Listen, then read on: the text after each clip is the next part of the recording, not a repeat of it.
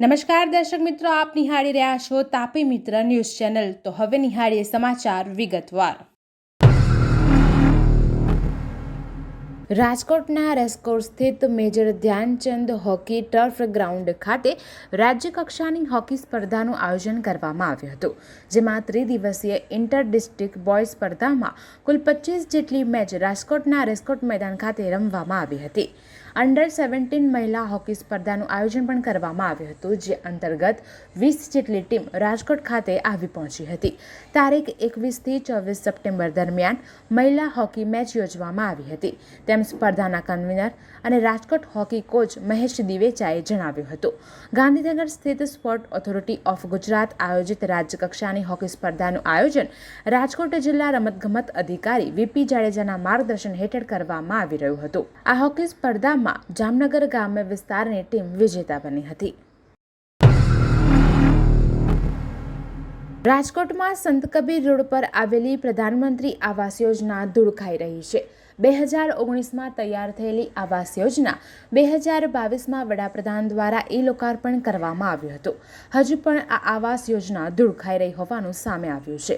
નોંધનીય છે કે રાજકોટ મનપા આવાસને ધૂળ ખાઈ અને ખતમ થયા બાદ શું તોડવાની રાહ જોવાઈ રહી છે તેવા અનેક સવાલ થઈ રહ્યા છે। આવાસમાં બારીઓના કાચ પણ તોડી નાખ્યા હોવાનું સામે આવ્યું છે।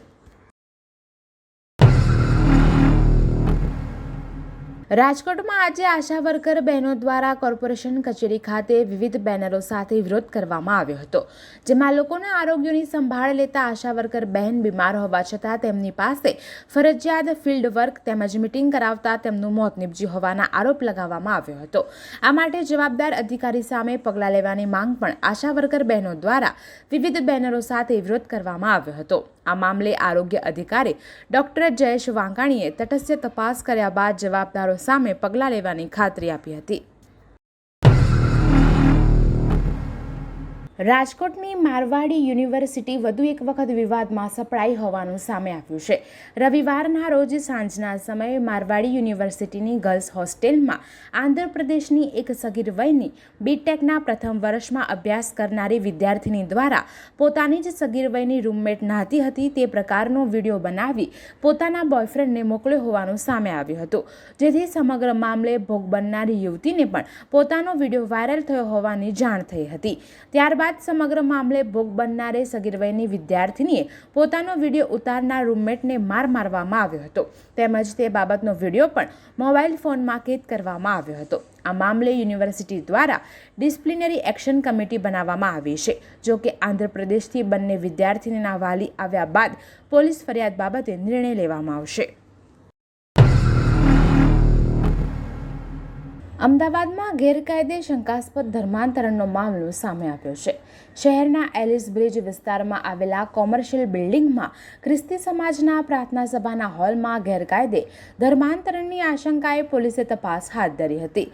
મૂળ હિન્દુ ધર્મના લોકોનું ગેરકાયદે ધર્માંતરણ કરતો હોવાનું બાતમીના આધારે પોલીસે દરોડા પાડ્યા હતા, જેમાં 3 લોકોની અટકાયત કરી છે।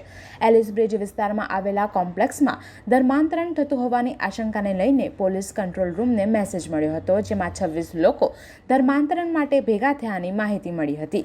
પોલીસ તપાસમાં જાણવા મળ્યું હતું કે દર રવિવારે 26 લોકો પ્રાર્થના સભામાં આવતા હતા। જોકે પોલીસે ગેરકાયદે ધર્માંતરણની શંકાને આધારે 3 લોકોની અટકાયત કરી તેમની પૂછપરછ શરૂ કરી છે। વડોદરા વાઘોડિયા રોડ બાઇક ચાલકનો મહિન્દ્રા એસયુવી કાર અને પિકઅપ વાન સાથે ગમખાર અકસ્માત થયો હતો, જેમાં યુવકનું સ્થળ પર જ કમકમાટીભર્યું મોત થયું હતું।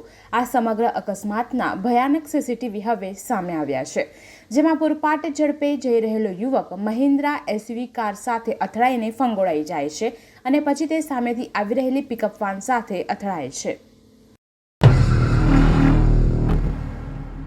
વડોદરાના ફેમાલી અંબે રેસિડેન્સીમાં રહેતી 30 વર્ષીય ઇપ્સા તુષાર દલાલ અગાઉ ફિઝિયોથેરાપિસ્ટ તરીકે કામ કરતી હતી। તેના લગ્ન 8 મહિના અગાઉ થયા હતા।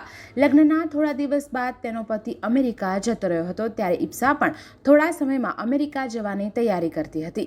ત્યારે શનિવારે ઇપ્સા રાત્રે 9:30 વાગ્યાની આસપાસ રિક્ષામાં ગેંડા સર્કલ કોફી પીવા નીકળી હતી। રાત્રે 11:15 વાગે ઇપ્સા અટલ બ્રિજ પર ચાલતી ગઈ હતી અને તેને બરાબર ગેંડા સર્કલની ઉપરથી તેને પડતું મૂક્યું હતું। ઈપ્સા બ્રિજ પરથી નીચે રોડ પર પટકાતા તે ગંભીર રીતે ઈજાગ્રસ્ત થઈ હતી. સ્થળ પર ભારે ભીડ એકત્ર થઈ ગઈ હતી ત્યારે તેને તાત્કાલિક 108 એમ્બ્યુલન્સમાં સયાજી હોસ્પિટલ લઈ જવાઈ હતી, જ્યાં તેનું સારવાર દરમિયાન મોત નીપજ્યું હતું. ત્યારે ગોરવા પોલીસે મૃતદેહનો પોસ્ટમોર્ટમ કરાવી વધુ તપાસ હાથ ધરી હતી.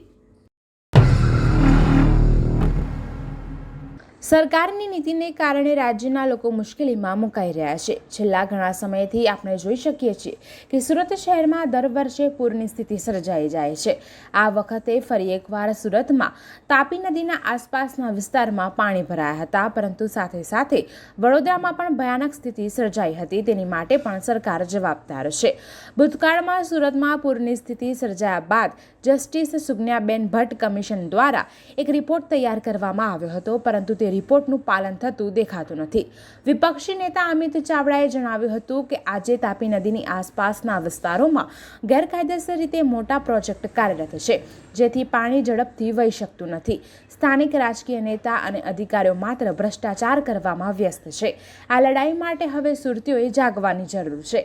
કાયદાકીય લડત અમે લડવા માટે તૈયાર છીએ. આગામી દિવસોમાં તાપી નદીની આસપાસ જે પ્રકારે ગેરકાયદેસર બાંધકામ થઈ રહ્યું છે, ત્યાં અમારે જ્યાં પણ જરૂર જણાશે ત્યાં સુરતના સ્થાનિક લોકો સાથે મળીને અમે કોર્ટના દરવાજે જઈશું અને ન્યાયની માંગણી કરીશું.